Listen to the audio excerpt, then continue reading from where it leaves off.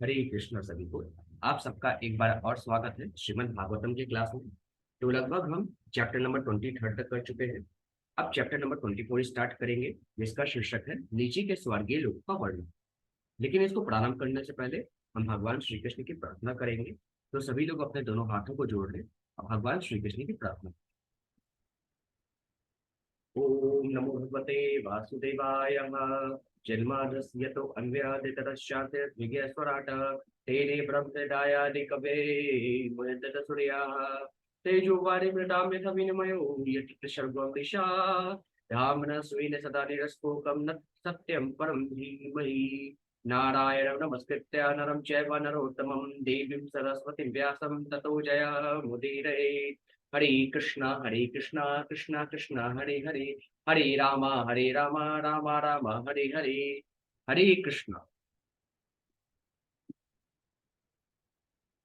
अब chapter number 24 का शीर्षक है नीचे के स्वर्गीय लोगों का वर्णन। श्रीला प्रभुपाद जी की जय। श्रीला प्रभुपाद द्वारा तात्पर्य। इस अध्याय में सूर्य से नीचे 10,000 योजन 80,000 मील दूरी पर स्थित राहु ग्रह तथा अतल एवं अन्य निम्न लोगों का वर्णन किया गया है। राहु सूर्य तथा चंद्रमा के नीचे स्थित और यह इन दोनों ग्रहों लोकों एवं पृथ्वी के मध्य में है। जब राहु सूर्य अथवा चंद्रमा को ढक लेता है तो पूर्ण अथवा आंशिक ग्रहण लगता है, जो इस उसकी सीधी या वक्र गति पर निर्भर करता है। राहु से भी 10 लाख योजन नीचे सिद्धों, चारणों तथा विद्याधरों के लोग और इनसे भी नीचे यशलोक तथा राक्षस लोक स्थित है। इन सब ग्रहों के नीचे पृथ्वी है। इसके भी नीचे 80,000 योजन पर निम्नतर लोक अतल, वितल, सुतल, तलातल, महातल, रसातल तथा पाताल लोक। इन निम्नतर ग्रहों में असुर तथा राक्षसगण अपनी पत्नियों तथा संतानों समेत वास करते हैं और अगले जन्मों की परवाह किए बिना सदैव ही इंद्रिय भोग में लिप्त रहते हैं। इन लोकों में सूर्य का प्रकाश नहीं पहुंचता।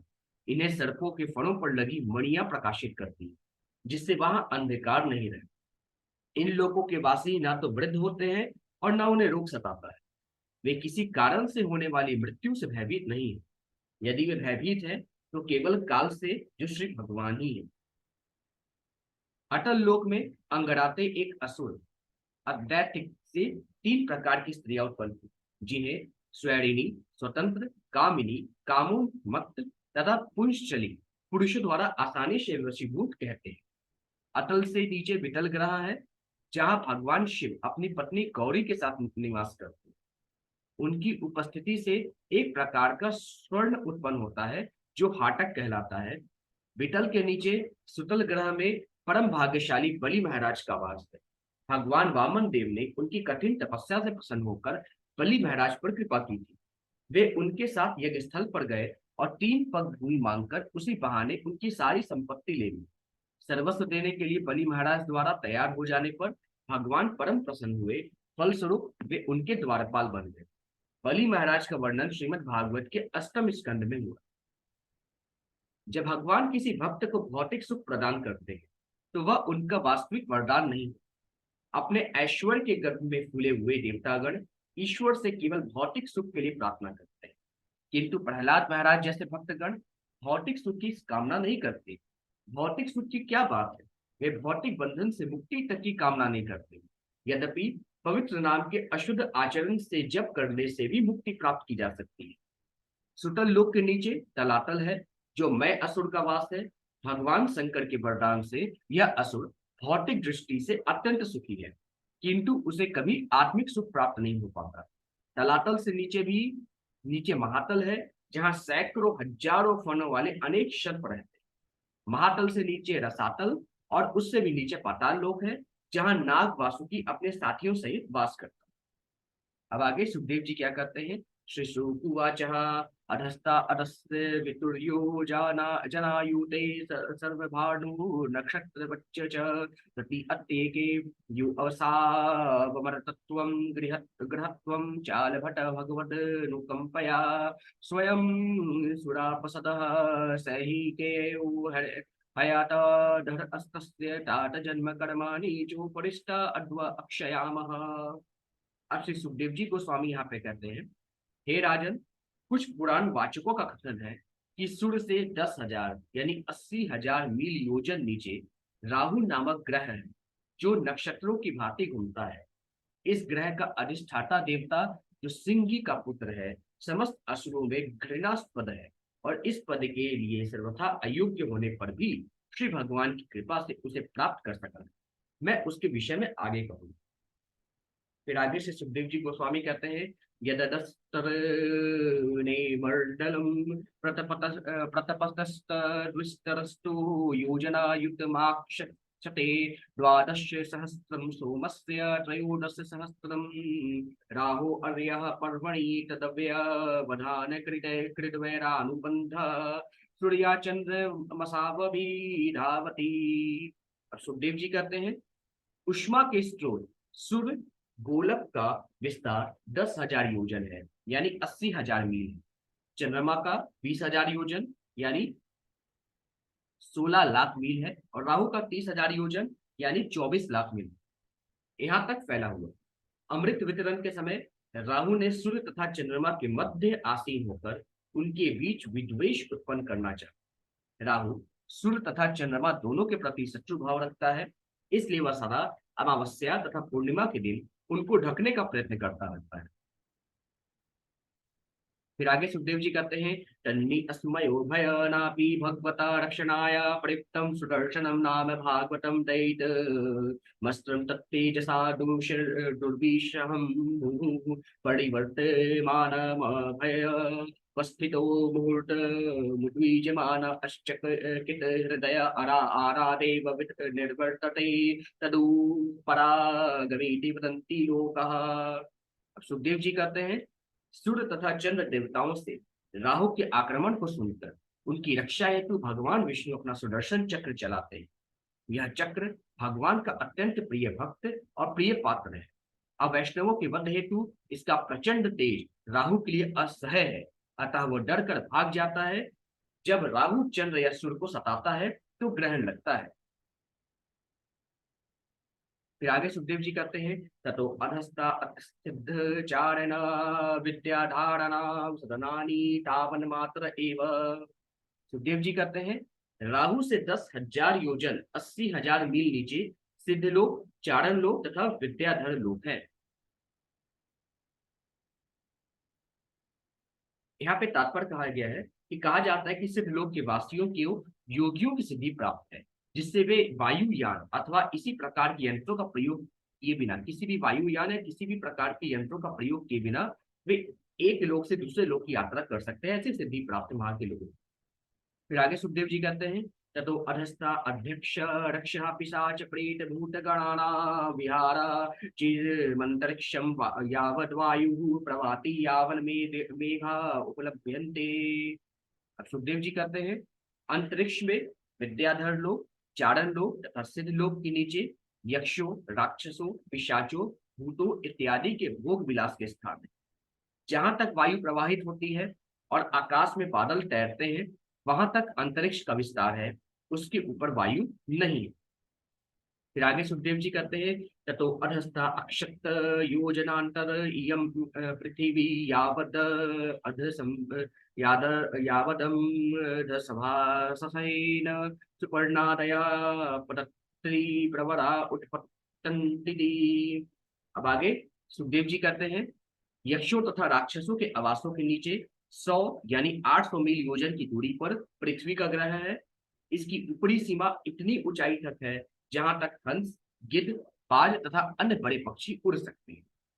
फिर आगे सुखदेव जी कहते हैं, उपवर्णितम भूमे यथा अस्निवेशा वरस्था अनमवनेर पयधस्ता अत सप्त भुवि वरा एकैकशो योजनायुतान तरेणायाम विस्तारेणो पतिपता अतलम वितलम सुतलम तलातलम महातलम रसातलम पतालमिति।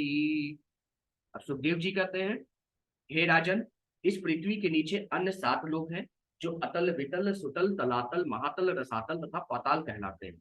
मैं पृथ्वी लोक की स्थिति पहले ही बता चुका हूँ। इन 7 निम्न लोगों की चौड़ाई तथा लंबाई पृथ्वी के बराबर ही परिकलित की गई। फिर आगे सुखदेव जी कहते हैं, एतेषु हि बलिव स्वर्गेषु स्वर्गादपय धिक काम भोग ऐश्वर्यानंद भूति विभूति भी सुसमृद्ध भवनो अद्यानाकृत विहारेषु दैत्य दान वक्रा वकारवेय नित्य प्रमुदिता अनुरक्त कल त्रापत्य बंधु सुहृद नुचरा गृहपतय ईश्वरा तपयप्ति हटकामा माया विनोदा निवसंती।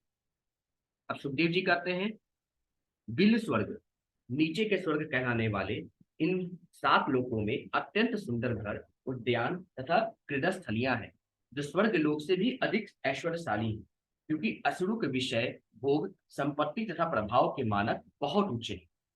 इन लोकों के वासी दैत्य, दानव तथा नाग कहलाते हैं, और उनमें से बहुत से गृहस्थों की भांति रहते हैं। उनकी पत्नियां, संतानें, मित्र तथा उनका समाज मायामय भौतिक सुखों में पूरी तरह मग्न रहता है। भले ही देवताओं के इंद्रिय सुखों में कभी कभी बाधा आए, किंतु इन लोगों के वासी अबाध जीवन व्यतीत करते हैं। इस प्रकार उन्हें मायामय सुखों में अत्यधिक लिप्त माना जाता है। फिर आगे सुखदेव जी कहते हैं, येषु महाराज मयेन माया वीणा विनिर्मितः पुरो नाना मणि प्रवर प्रवैक विरचित विचित्र भवन प्राकार गोपुर सभा चैत्य चतवरा यतनादिभि नार्गा सुरमिथुन पारावत सु कसारिका कीर्ण कृत्रिम भूमि पड़े ऐश्वर्य गृहोत्तमय समलंग कटा अश्चका सती। फिर सुखदेव जी कहते हैं, हे राजन, कृत्रिम स्वर्ग में, जिन्हें बिल स्वर्ग कहते हैं, मैं नामक एक महादानव, जो अत्यंत कुशल वास्तुशिल्पी है, उसने अनेक अलंकृत पुरियों का निर्माण किया है, जहां अनेक विचित्र भवन, प्राचीर द्वार, सभा भवन, मंदिर आंगन तथा मंदिर प्राचार एवं विदेशियों के रहने के होटल तथा आवास। इन ग्रहों के अधिपतियों के भवनों को अत्यंत मूल्यवान रत्नों से निर्मित किया गया है। ये भवन नागों तथा असुरों के अतिरिक्त अनेक कबूतरों, तोतों तथा अन्य पक्षियों से परिपूर्ण है। कुल मिलाकर ये कृत्रिम स्वर्गीय कुड़ियां अत्यंत आकर्षक ढंग से अलंकृत की गई।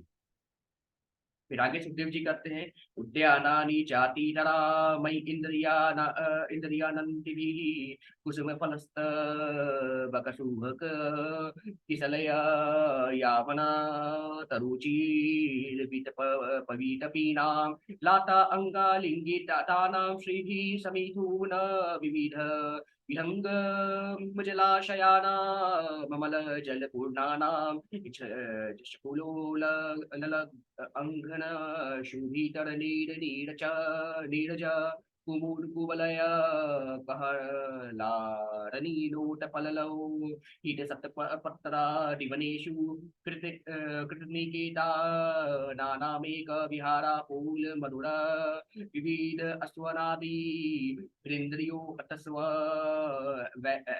वैरमणलोक श्रियमती शैतानी। अब सुखदेव जी कहते हैं, कृत्रिम स्वर्गों के बाग बगीचे स्वर्गलोक के उद्यानों की शोभा को मात्र करने वाले हैं। उन उद्यानों की वृक्ष लताओं से लिपटे जाकर फूलों तथा फूलों से लदी शाखाओं के भार से झुके रहते हैं, जिसके कारण वे अति सुंदर लगते हैं। यह सुंदरता किसी को भी आकृष्ट करने वाली और मन को भोग इच्छा से प्रफुल्लित करने वाली। वहां अनेक जलाशय एवं झीलें हैं, जिनका जल निर्मल, पारदर्शी तथा मछलियों के कूदने से उद्वेलित होता रहता है, और कुमुदिनी, कुवलय, कहलार तथा नील एवं लाल कमल के पुष्पों से सुसज्जित रहता है। झीलों में चक्रवात के जोड़े तथा अन्य अनेक जल पक्षी विहार करते हैं और प्रसन्न होकर कलरव करते हैं, जिसे सुनकर मन और इंद्रियों को अत्यंत आह्लाद होता है। फिर आगे सुखदेव जी कहते हैं, यतः वावन भयम होरात्रादिभि काल विभागैरुपलक्ष्यते। सुखदेव जी कहते हैं, चूंकि उन अधः लोकों में सूर्य का प्रकाश नहीं जाता, अतः काल दिन तथा रात में विभाजित नहीं है, जिसके फलस्वरूप काल से उत्पन्न है ही नहीं। फिर आगे सुखदेव जी कहते हैं, यतहि महा हि प्रवर्षीरो मणयः सर्वं तमः प्रबाधन्ते। सुखदेव जी कहते हैं, वहां अनेक बड़े बड़े सर्प वास करते हैं, जिनके फणों की मणियों के प्रकाश से अंधकार दूर भाग जाता है। फिर आगे सुखदेव जी कहते हैं, न वा एतेषु वसताम दिव्यौषधि रसरसायना अनपान स्नाना निविराधयो भयाधयो बलिपलित जरादयश्च देह वैवर्णय दौर्गंध्य अस्वेद कल मगलानी रीति वयो अवस्था अश्च भवन्ति। अब सुखदेव जी कहते हैं, चूंकि इन लोगों के निवासी जड़ी बूटियों से बने रस तथा रसायन का पान करते हैं और उनमें स्नान करते हैं, अतः वे सभी प्रकार की चिंताओं और व्याधियों से मुक्त रहते हैं। न तो उनके केश सफेद होते हैं, न झुर्रियां पड़ती हैं, न वे असक्य होते। उनकी शारीरिक कांति कभी मलिन नहीं पड़ती, उनके पसीने से दुर्गंध नहीं आती, और न तो उन्हें थकान, न ही शक्ति का अभाव अथवा वृद्धावस्था जन्य उत्साह का अभाव सताता है। फिर आगे सुखदेव जी कहते हैं, न ही तेषां कल्याणां प्रभवति कुतश्चन मृत्यु वीर्णा भगवते अजश्च अश्च क्रापतैषात्। सुखदेव जी कहते हैं, वे अत्यंत कुशल पूर्वक रहते हैं और काल रूप श्री भगवान के सुदर्शन चक्र के अतिरिक्त अन्य किसी साधन द्वारा मृत्यु से भयभीत नहीं है। फिर आगे सुखदेव जी करते हैं, यस्मिन् प्रविष्टे असुर वधुना प्रायः पुंस वनानि भयादेव स्थिरवन्ति पतन्ति च। फिर सुखदेव जी कहते हैं, जब सुदर्शन चक्र उन प्रदेशों में पहुंचता है तो उसके तेज के भय से असुरों की गर्भिणी स्त्रियों का गर्भपात हो जाता है। फिर आगे सुखदेव जी कहते हैं, अथा तले मय पुत्रो असुरो बलो निवसति येन ह वा इह सृष्टः षण अणव तिर्मायः काश्चन अद्यापि मायाविनो धारयन्ति यस्य च जृम्भमाणस्य मुखत अस्त्रयः स्त्रीगण उत्पद्यन्त स्वैरिण्यः कामिन्यः पुंश्चलय इति यावै विलायनं प्रविष्टं पुरुषं रसेन हाटकाख्येन साधयित्वा समविलासावलोकना नुरागस्मित् समलापोपगुहादिभिः सवैरं कीलरमयन्ति यस्मिन्नुपयुक्ते पुरुष ईश्वरो अहं सिद्धो अहमित्युतमहाग जबलमात्मानमभिमन्यमानः कथकते पदान्त इव। फिर आगे सुखदेव जी कहते हैं, हे राजन, अब मैं तुमसे अतल लोक से प्रारंभ करके एक एक करके समस्त अधलोक लोकों का वर्णन करूंगा। अतल लोक में मैदानों का पुत्र बल नामक असुर है, जिसने 96 प्रकार की माया रची। कुछ तथाकथित योगी तथा स्वामी आज भी लोगों को ठगने के लिए इस माया का प्रयोग करते हैं। बल असुर ने उवासी लेने से स्वैरिणी, कामिनी और पुंशचली के नाम से 3 प्रकार की स्त्रियां उत्पन्न हुई हैं। स्वैरिणियां अपने ही समूह के पुरुष से ब्याह करना पसंद करती हैं, कामनियां किसी भी वर्ग के पुरुष से ब्याह कर लेती हैं, और पुंशचलियां अपना पति बदलते रहती हैं। यदि कोई पुरुष अतल लोक में प्रवेश करता है तो स्त्रियां तुरंत ही उसे बंदी बनाकर हाटक नामक जड़ी से बनाए गए मादक पेय को पीने के लिए बाध्य कर देती हैं। इस पेय से मनुष्य में प्रचुर काम शक्ति जागृत होती है, जिसका उपयोग वे स्त्रियां अपने संभोग हेतु करती हैं। स्त्रियां उसे अपने मोहक चितवन, प्रेमालाप, मंद मुस्कान तथा आलिंगन इत्यादि के द्वारा मोह लेती हैं। इस प्रकार वे उन्हें अपने साथ संभोग के लिए फुसलाकर जी भरकर काम तृप्ति करती हैं। काम शक्ति बढ़ने के कारण मनुष्य अपने को 10,000 हाथियों से भी अधिक बलवान और सक्षम न मानने लगता है। दरअसल मदहोशी के कारण मोहग्रस्त होकर वह सर पर खड़ी मृत्यु की अनदेखी करके अपने आप को ईश्वर समझने लगता है। फिर आगे सुखदेव जी कहते हैं, ततो अधस्ताद्वितले हरो भगवान हाटकेश्वरः स्वर्षाद स्वपार्षद भूतगणावृतः प्रजापति सर्गो ब्रह्मणाय भवो अभावान्य सह विधोनीभूत आसते यतः प्रवृत्तः सरित्प्रवरा हाटकी नाम भवयो वीर्येण चित्रभानुमार्तरिष्वना समीधयमान ओजसा पीबति तन्नि अस्थयूतं हाटकाख्यं सुवर्णं भूषणे नासुरेन्द्रा वरुधेषु पुरुषः सह पुरुषी निर्धारयन्ति। अब सुखदेव जी कहते हैं, अतल लोक के नीचे अगला ग्रह वितल है, जहाँ स्वर्ण खानों के स्वामी भगवान शिव अपने गणों, भूतों तथा ऐसे ही अन्य जीवों के साथ रहते हैं।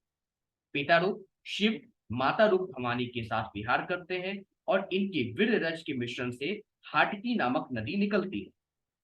जब वायु द्वारा अग्नि प्रज्वलित हो उठती है तो वह नदी को पी जाती है और बाहर थूक देने पर हाटक नामक स्वर्ण उत्पन्न होता है।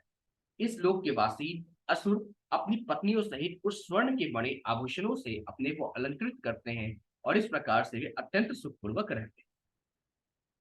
फिर आगे सुखदेव जी कहते हैं, ततो अधस्ता अतस्तुतले उदार श्रवा पुण्य श्लोको विचोर विरोच नात्मजो बलि भर्गवता महेन्द्रस्य प्रियम चिकीर्ष मानेना मानेनादिते लब्ध कायो भूतवा वटु वामन रूपेण पराक्षिप्त लोकत्रयो भवदनुकंपय पयव पुनः प्रवेशित इंद्रादिवस दिश्व विद्यमानया सुसमृद्धया श्रिया विजुष्टः स्वधर्मेणाराधयं सतयमेव भगवन्तमाराधनीयमगत यमपगत साधवस आसते अधुनापि। अब सुखदेव जी कहते हैं, पितल के नीचे सुतल नामक एक अन्य लोक है जहां महाराज विरोचन के पुत्र बलि महाराज रहते हैं, जो अत्यंत पवित्र राजा के रूप में विख्यात है और वहां आज भी निवास करते हैं। स्वर्ग के राजा इंद्र के कल्याण हेतु भगवान विष्णु अदिति के पुत्र बावन ब्रह्मचारी के रूप में प्रकट हुए और केवल 3 पग पृथ्वी मांगकर महाराज बलि को छल कर तीनों लोक प्राप्त कर लिए। सर्वस्व दान लेने पर बलि से प्रसन्न होकर भगवान ने उन्हें उनका राज्य लौटा दिया और इंद्र से भी ऐश्वर्यवान बना दिया। आज भी सुतल लोक में श्री भगवान की आराधना करते हुए बलि महाराज भक्ति करते हैं। फिर आगे सुखदेव जी कहते हैं, नो एव तत् साक्षात करो भूमि दानस्य यत तद भगवत्य शेष जीविनिकायानाम जीवभूतात्म भूते परमात्मनि वासुदेवे तीर्थत्मे पात्र उपपन्ने परया श्रद्धया परमादर समाहित मनसा संप्रतिपादितस्य साक्षात् पर्वद्वारस्य यद्विलनीलय ऐश्वर्यम्। अब सुखदेव जी कहते हैं, हे राजन, बलि महाराज ने श्री भगवान वामन देव को अपना सर्वस्व दान कर दिया था, किंतु इसका यह अर्थ नहीं है कि अपने दान के कारण उन्हें बिल स्वर्ग में इतना भौतिक ऐश्वर्य प्राप्त। समस्त जीवात्माओं के जीवन मूल श्री भगवान प्रत्येक व्यक्ति के अंत स्थल में मित्र परमात्मा के रूप में निवास करते और उन्हीं के आदेश से इस भौतिक संसार में आनंद उठाते हैं या कष्ट भोगते हैं। भगवान के दिव्य गुणों पर रीझ कर बलि महाराज ने अपना सर्वस्व उनके श्री चरण कमलों में अर्पित कर दिया, किंतु उनका लक्ष्य भौतिक लाभ प्राप्त करना नहीं था। वे तो शुद्ध भक्त बनना चाहते। शुद्ध भक्त के लिए मुक्ति के द्वार स्वतः खुले जाते हैं। किसी को यह नहीं सोचना चाहिए कि केवल अपने दान के कारण बलि महाराज को इतना ऐश्वर्य प्राप्त हो सका। जब कोई प्रेमवश शुद्ध भक्त बन जाता है तो उसे भी भगवत इच्छा से अच्छा भौतिक स्थान प्राप्त होता है, किंतु कभी गलती से यह नहीं समझना चाहिए कि भक्ति के परिणाम स्वरूप किसी भक्त को सांसारिक ऐश्वर्य प्राप्त होता है। भक्ति का असली फल तो श्री भगवान के प्रति शुद्ध प्रेम जागृत करना होता है, जो समस्त परिस्थितियों में बना रहता है।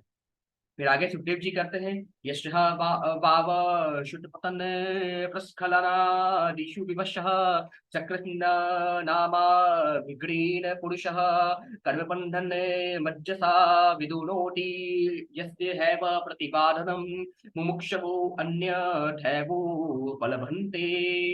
अब सुखदेव जी कहते हैं, यदि